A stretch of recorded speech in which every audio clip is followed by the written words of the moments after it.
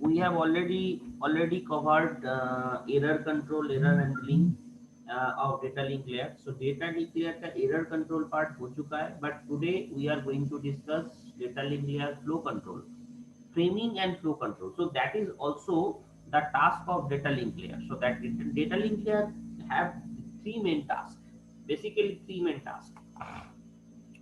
One is framing, second is error control, third is flow control. So first we will discuss about framing today, error handling, error correction, error detection and correction. We have already discussed. So data link layer control have three other tasks. That is one is framing and मैं another बोलता is अरे और framing. तो Please mute yourself. मैं बोलता Okay, framing and flow control. So today we are going to discuss framing first, and then we are moving forward, moving to the flow control part. So so next first thing we will discuss, that is framing. So framing means you have to divide the data whole data. तुम्हारे पास जो data आएगा, तो that data is first divided into some frames, divided into some small parts. So who does this task? First thing, जो तुम्हारे पास एक बहुत बड़ा सा डेटा आएगा, उस डेटा को तुमको फ्रेम करना है.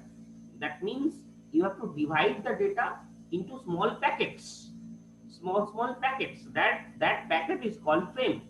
And this particular task, this dividing and packing, that packeting task is called framing. Simply one simple example, that is real life example. जब तुम लोग चिट्ठी भेजते हो, सिंपली चिट्ठी भेजते हो, तो चिट्ठी के ऊपर एक एनवेलप डाल देते हो. एनवेलप के अंदर पूरा चिट्ठी या जो भी डॉक्यूमेंट्स तुम्हें सेंड करना है, पूरा एनवेलप के अंदर तुम लोग डाल देते हो, ताकि वो दूसरा चिट्ठी से मिस ना हो जाए, दूसरा चिट्ठी से मैच ना हो जाए. So that is the thing actually framing also does. Framing means तुम्हें एक, framing means this, you have to envelop it. You have to make sure कि that वो जो डेटा है, वो डेटा किसी दूसरे से मैच ना हो जाए. So that task actually done by data link layer. So can you remember the first this class, that is when I discussed कि डेटा लिंक लेयर पहले लेयर्स कैसा है, पहले फिजिकल लेयर, उसके बाद डेटा लिंक लेयर, उसके बाद network layer, उसके बाद ट्रांसपोर्ट लेयर, उसके बाद session layer, presentation layer and application layer. तो session, presentation layer, application layer, मैं अभी एप्लीकेशन लेयर में हूं ही नहीं, मैं कहां पे हूं, डेटा लिंक लेयर में. सो अब डेटा कहां से आ रहा है, एक्चुअली सेंडर एंड में कहां से आ रहा है, सेंडर एंड में आ रहा है एप्लीकेशन लेयर से. एप्लीकेशन लेयर से मूव करते हुए ये पहुंचेगा फिजिकल लेयर में. फिजिकल लेयर में डेटा टू सिग्नल में कन्वर्ट होगा, एंड सिग्नल के थ्रू वो सेंडर टू रिसीवर जाएगा. रिसीवर एंड में फिर से ये रिवर्स काम करेगा. दैट मीन्स जो डेटा है वो सेंडर एंड में data link layer to physical layer जा रहा है, और रिसीवर एंड में physical layer to data link layer जा रहा है. दैट मीन्स यहाँ पे तुमको पैकेज करके पूरा एक फ्रेम को बना के तुमको फिजिकल लेयर के पास सेंड करना होगा. That concept is called actually framing. This particular concept is called framing, कि पैकेज करना. कोई एक पर्टिकुलर डेटा है, उसको डिवाइड करके छोटा पार्ट बनाओ, and small parts you have to packet it, you have to frame it, so that data are safe, data must be safe, and then you have to send it to the physical layer, and physical layer convert it into the signal, and then it will move to the receiver end. Receiver end again, it will receive the data, and it will receive the frame, and after receiving it will again उसको काट करेगा. जो भी मैंने add किया था, frame किया था, उसको फाड़ेगा. तुम लोग क्या करते हो, जब तुम्हारे पास कोई चिट्ठी पहुंचता है इनवेलप पे मुड़ा हुआ, तो तुम क्या करते हो, इनवेलप को खोलते हो ना, इनवेलप को फाड़ देते हो, फाड़ के चिट्ठी खोल लेते हो। So that task is done by again data link layer at receiver and.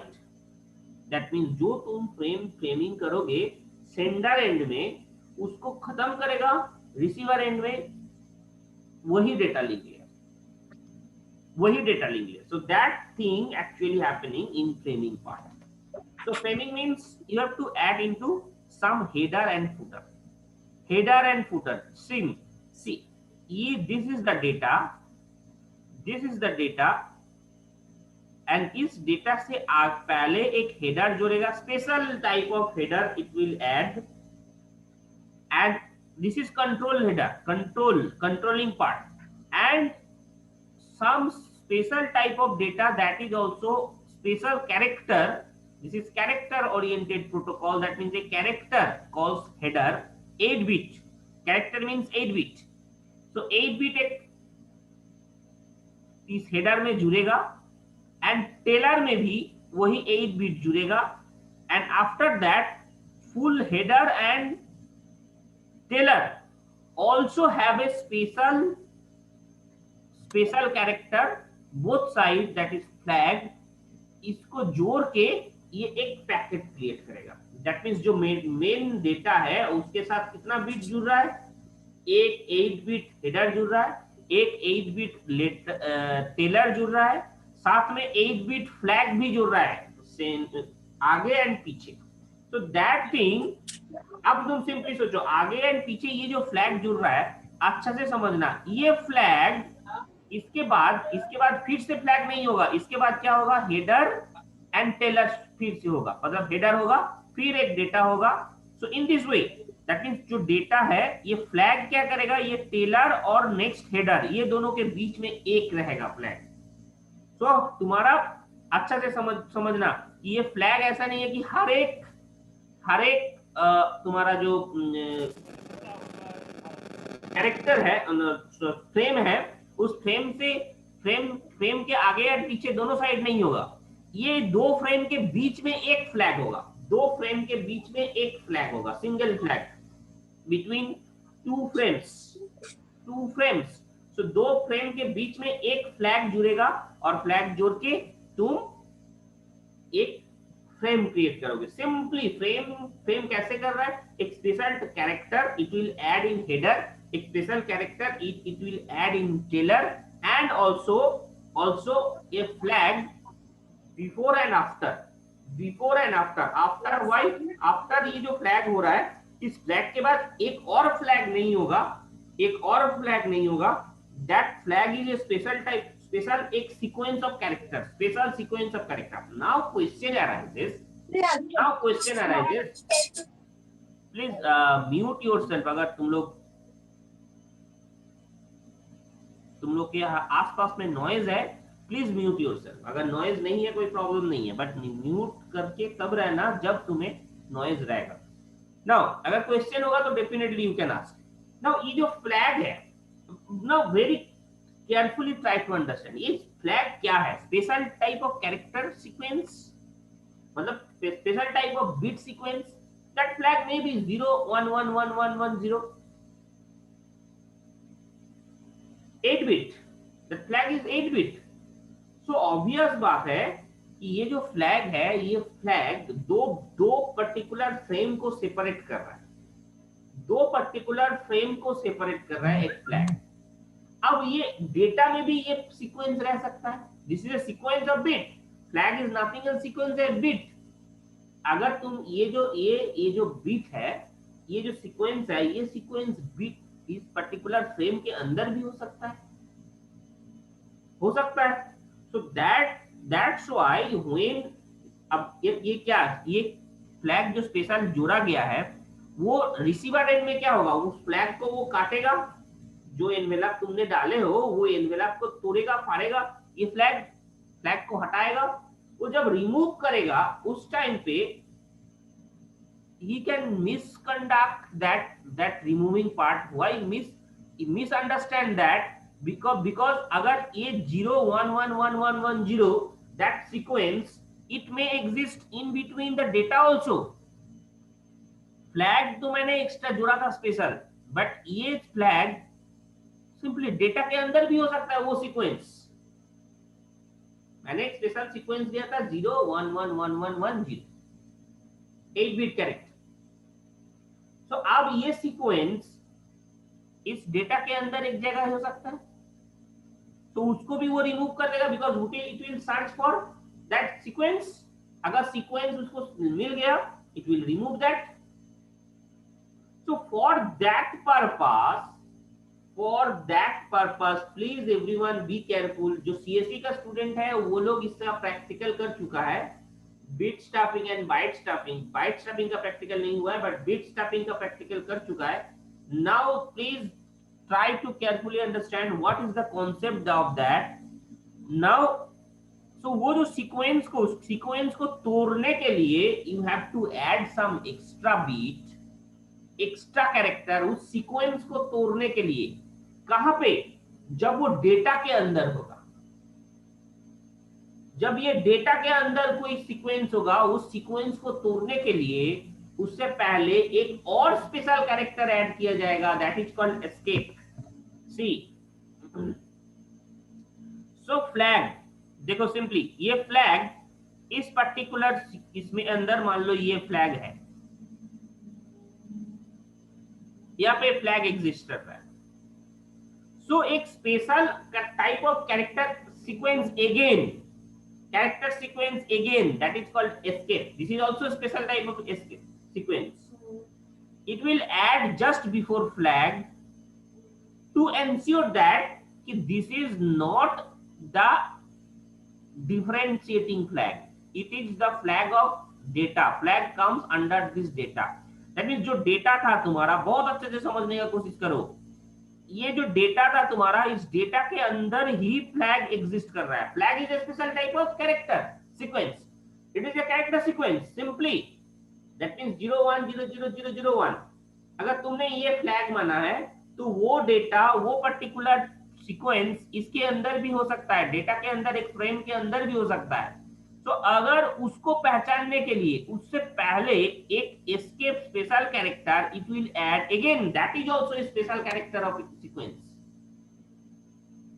आप तुम्हारा क्वेश्चन होगा सर वो जो स्पेशल काइंड ऑफ एस्केप आप लिए हैं वो भी हो सकता है डेटा के अंदर। Yes, that is also, that may also exist, that is also exist.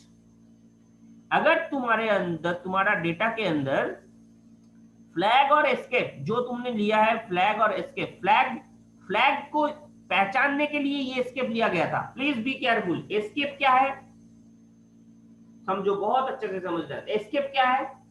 Escape is also a special type of symbol जो कि फ्लैग को डिफरेंशिएट करने के लिए आया है। फ्लैग को, बिकॉज फ्लैग हमेशा रहेगा तुम्हारा जो फ्रेम, दो फ्रेम के बीच में, फ्रेम को सेपरेट करने के लिए फ्लैग होगा। अब डेटा के अंदर अगर कोई फ्लैग छूट गया है, वो सीक्वेंस डेटा के अंदर है, तो उससे पहले एक एस्केप स्पेशल कैरेक्टर जोड़ा जाएगा, that is also a special type of sequence of bits जोड़ा जाएगा, ताकि इसको पता चले रिसीवर एंड में जब भी देखेगा ओके एस्केप भी है फ्लैग भी है, दैट मींस जब रिसीवर एंड देखेगा कि एस्केप भी है फ्लैग भी है, that means it is a part of data, it is a part of data. तब ये क्या करेगा, इस एस्केप को हटा देगा। अगर एस्केप भी है तो उस एस्केप से पहले भी एक और एस्केप लगाओ। अगर एस्केप भी उस डेटा के अंदर एग्जिस्ट कर रहा है, जो स्पेशल कैरेक्टर तुमने लिया था, स्पेशल सीक्वेंस तुमने लिया था, दैट सीक्वेंस अगर इस एस्केप भी उस डेटा के अंदर प्रेजेंट है, उससे पहले एक और एस्केप लगाओ। अगर सिंपली रिसीवर एंड में जाके देखेगा ओके एस्केप से पहले एक और एस्केप है, then it will not remove that this particular second escape, इस पहले वाला एस्केप को वो हटा देगा। बट सिंपली 2 extra byte it is adding, 2 extra byte it is adding there, so that's why this is called byte stuffing and unstuffing. Byte stuffing, this is one single character it will adding, that means 1 byte it will adding, so that's why this is called byte stuffing. Is the thing clear to you? Is the thing clear to you?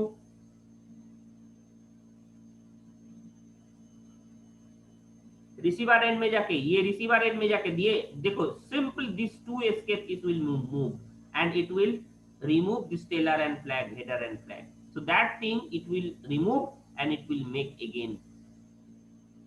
But still some problem is there. Some problem is there. Problem है. तो problem क्या है? तुम problem ये रह गया कि अगर ये जो एस्केप तुमने डाला है हो सकता है ये एस्केप भी डेटा के अंदर था. टू टाइम्स एस्केप जो स्पेशल कैरेक्टर तुमने लिया था that character that bit sequence also exists both the sequence this escape is also is here exist.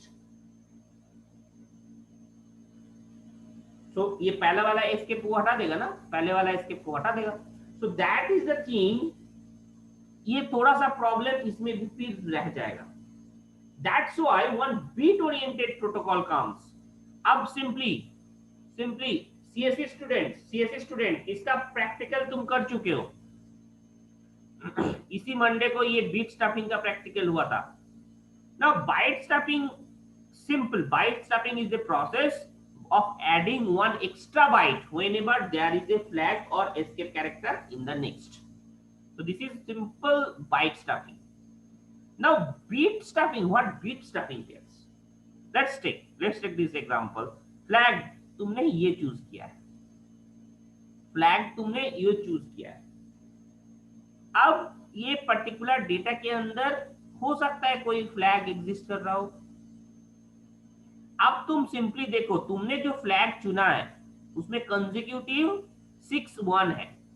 तुमने जो फ्लैग चुना है उसमें कंसेक्यूटिव 6-1 है. सो तुम्हारा मेन मोटो होगा कंसेक्यूटिव 6-1 यहां नहीं रखना है. कंसेक्यूटिव 6-1 यहां नहीं रखना है. सो दैट मीन्स कंसेक्यूटिव 6-1 अगर नहीं हटाना है उस चीज को तो क्या करना होगा तुम्हें? कंसेक्यूटिव 6-1 को अगर हटाना है तो तुम्हें क्या करना है? उस 6-1 के बीच में कहीं पे भी एक 0 ऐड कर देना है. This concept is called a bit stuffing. Bit stuffing a single bit will add not byte, total byte not added. It will add single beat. And to make this 1-1-1-1 this sequence separate. That means इस sequence को हटा देना है. This is called bit stuffing. Again, this practical CSE students have done already. Bit stuffing. So bit stuffing means long 1-1-1-1-1 जो frame बन रहा है, जो एस्केप कैरेक्टर तुमने जो फ्लैग कैरेक्टर तुमने यहाँ पे ऐड किया है. Flag character if you choose this particular, आप फ्लैग कैरेक्टर जो चूज करोगे उसी के हिसाब से तुम्हारा बिट स्टफिंग होगा. अगर तुम 1 कंसेक्यूटिव 6-0 उसके बाद 1 चूज करो, ये तुमने यूज किया है 0-1-1-1-1-1-6-0, ये तुमने फ्लैग चूज किया है.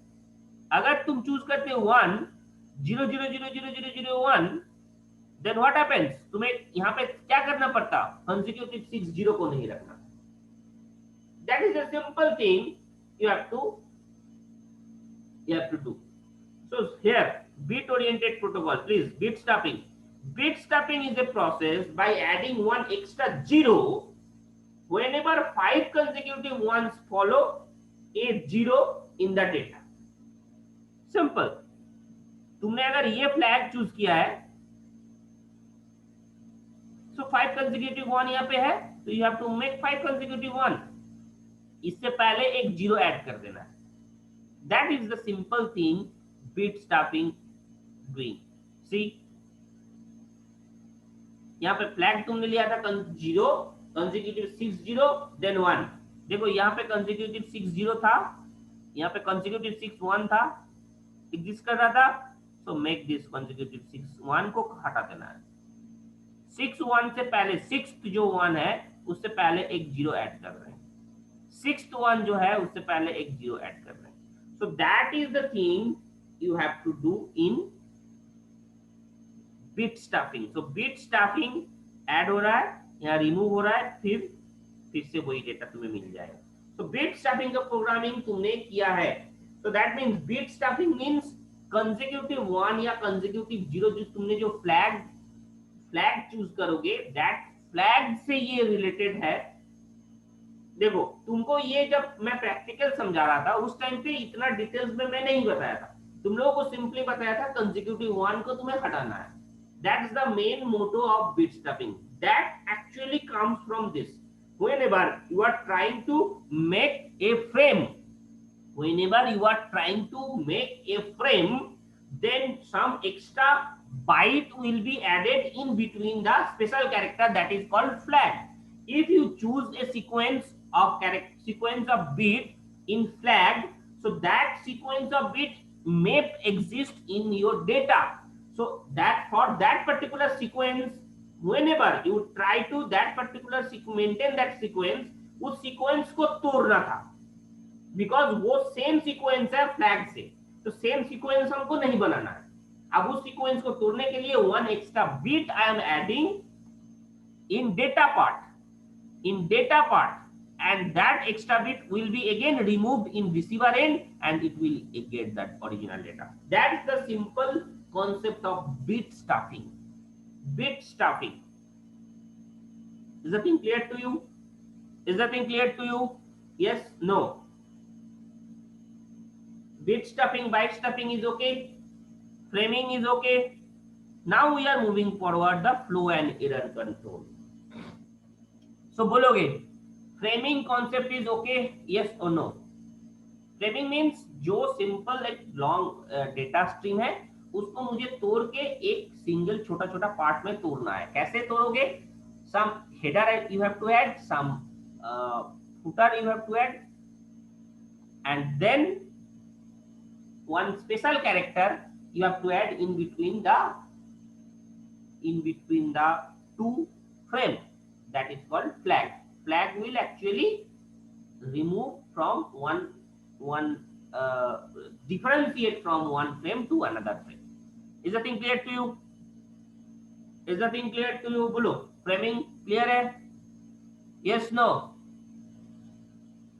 सर बीट स्टफिंग में कैसे पता करेंगे कहाँ पे ऐड हुआ था जब उसको उधर दूसरा साइड में हटाएंगे? तो मतलब जो बीट ऐड किए हम लोग, हाँ पिछले लैब इसमें जो बीट ऐड सर वही नहीं किए थे, तो हो सकता है आप बताए हो, तो हमको नहीं पता, हम अभी तक नहीं किए हैं। अच्छा ओके, लैब का एक बार तुम सीक्वेंस देख लेना। तुम सिंपल देखो, जो जैसे सीक्वेंस तुमने ऐड किया था 5 1 के बाद 5 5 1 के बाद अगर तुमने एक जीरो ऐड किया है तो 0 1 है तो तुम हटा दोगे उसको, इस जीरो को। 5 1 उसके बाद 0 उसके बाद 1, अगर ये सीक्वेंस है तो ये जीरो को हटाओगे, सिंपल। ये जीरो के बाद अगर फिर से 1 होगा। अच्छा, तो ये ओरिजिनल डाटा में भी तो हो सकता है ना? ओरिजिनल डेटा में भी हो सकता है। नहीं, ओरिजिनल डेटा में कंसेक्यूटिव देखी, ओरिजिनल डेटा में कंसेक्यूटिव 6 1 हो ही नहीं सकता था। ओरिजिनल डेटा में तुमने ओरिजिनल डेटा देखो, ओरिजिनल डेटा में कंसेक्यूटिव 6 1 नहीं रखना है। Simple thing you have to understand कि कंसेक्यूटिव 6 1 नहीं रखना है। तो अगर 0 ही तुमने ऐड किया है तो डेफिनेटली उसके बाद वाला 1 होगा।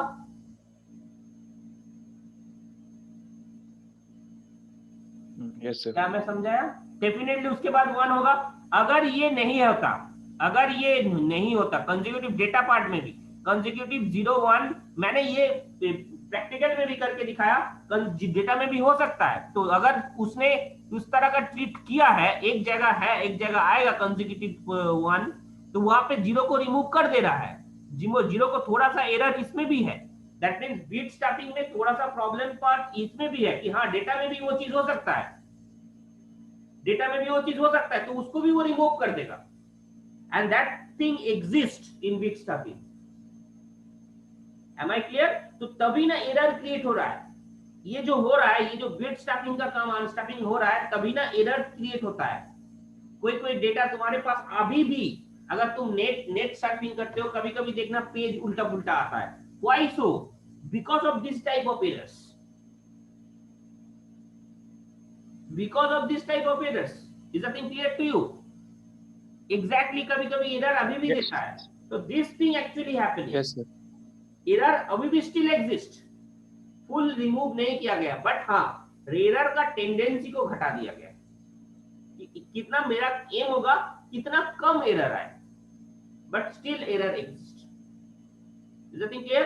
तो उस एरर को एग्जिस्टेंस स्टिल एरर जो एग्जिस्ट कर रहा है उसको हटाने के लिए फिर आया था ये flow control and error control. Is that clear to you? Flow control, error control, ये इसको इस एरर जो आ रहा है, सिंपली जो भी चीज हम लोग देखे हैं अभी तक कि एरर हर जगह क्रिएट कर रहा है. दैट मींस जब तुम एरर कंट्रोल हम लोग देखे हैं, प्लीज अच्छा से ध्यान से समझने का कोशिश करो. जब एरर कंट्रोल हम लोग पढ़े हैं उसमें भी देखे हो ऐसा कोई बहुत अच्छा मेथड नहीं है जो अभी तक फुल एरर को रेक्टिफाई कर पाए. Error detection method is there, still exist, very effective error detection method is exist. CRC checksum error detection बहुत अच्छा से करता है. am I clear to you? clear में हो रहा है, हो पा रहा है? सिंपल, जब एरर तुम्हारा ये जो क्या बोलते हैं, हाँ CRC एंड checksum, ये एरर डिटेक्ट हर टाइम कर देगा, but error correction method still is not so effective.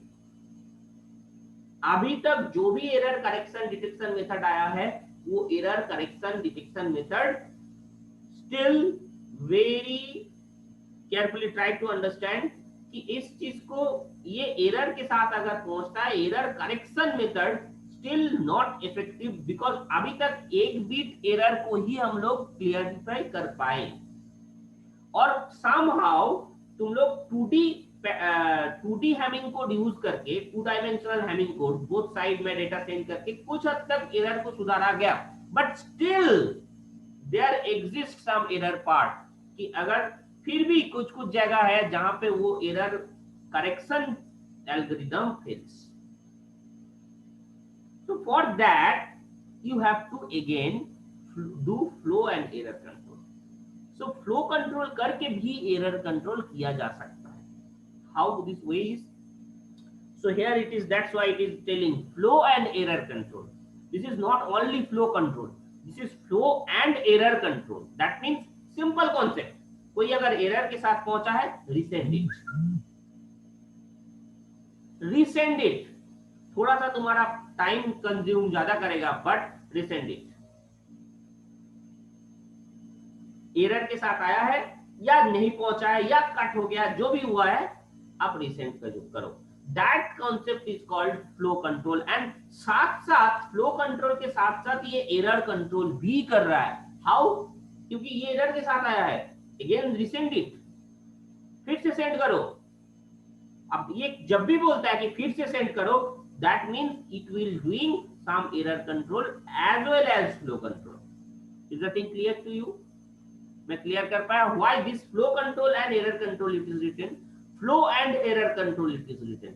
Flow control, that means flow control जो तो होगा ही, flow control के साथ साथ error control भी ये कर रहा है, because simple जब भी ये डेटा error के साथ या कुछ भी हो गया है या error पहुंचा नहीं है, डेटा बीच में कट हो गया है, तो वो चीज रिसेंड करो ताकि हर फ्रेम को सेंड किया जाए, पहुंचा जाए. So that the concept is called flow and error control. So that thing, that's why here we have to study flow control and error control. That is the task of data link layer. This is also a task of data link layer. See, we have some protocols. For this particular flow control and error control. We have some protocols for flow and error control. There are for noisy channels there are 2 protocols. For noiseless channel we have 2 protocols. For noisy channel we have 3 protocols. Simplest protocol, stop and wait. Here it is in for noisy channel, stop and wait. ARQ stands for automatic repeat request.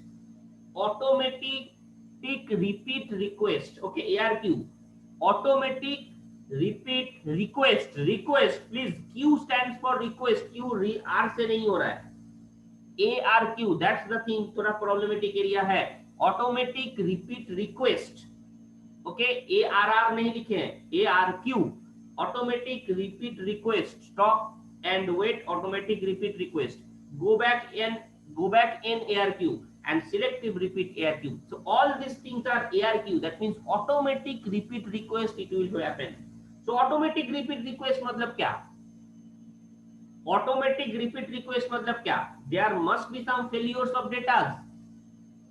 But noiseless channel have no, कोई हमको कोई problem ही नहीं है कि हाँ data पहुंचेगा ही, because this is noiseless. Data पहुंचेगा ही because this is noiseless.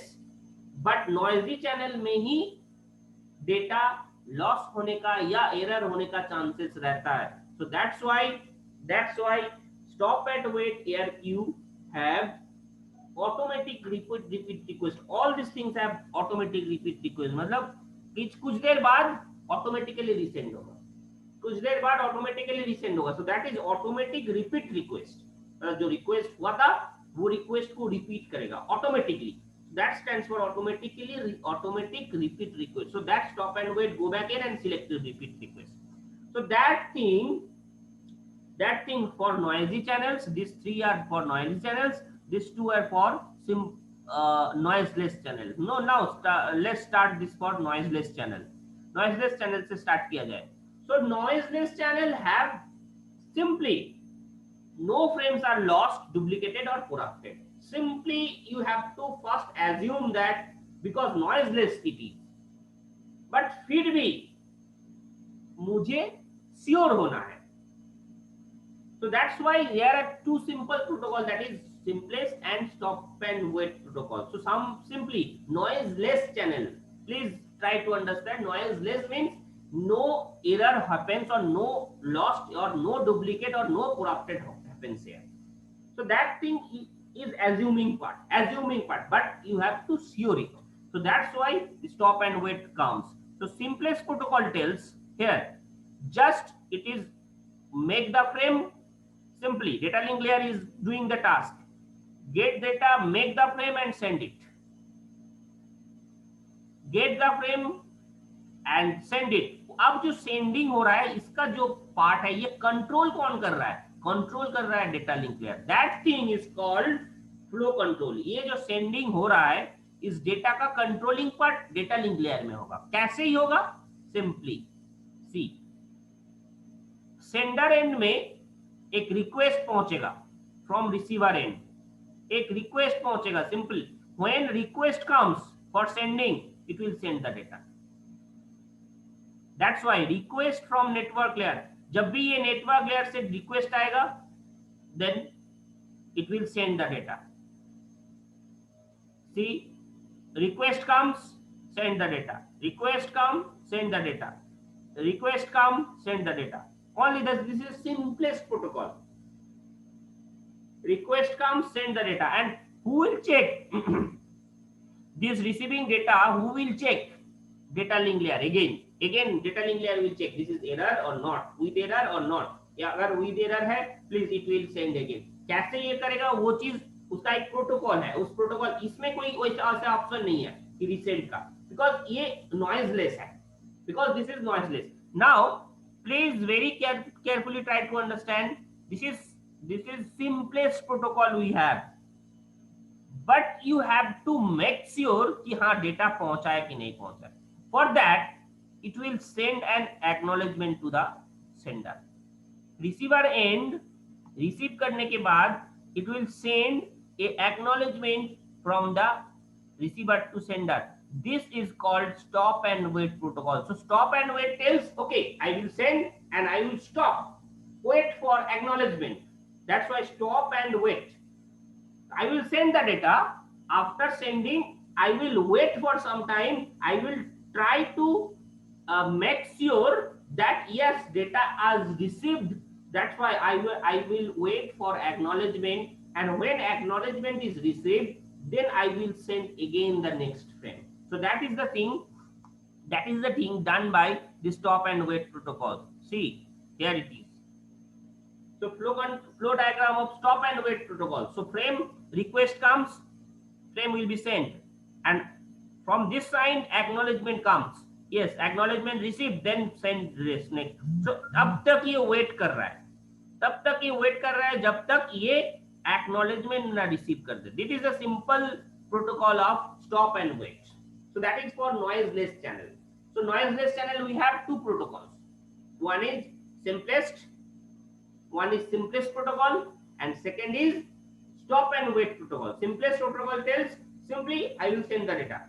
Stop and wait tells I will send the data, I will wait for acknowledgement. When acknowledgement received, then I will send the next data, next frame actually.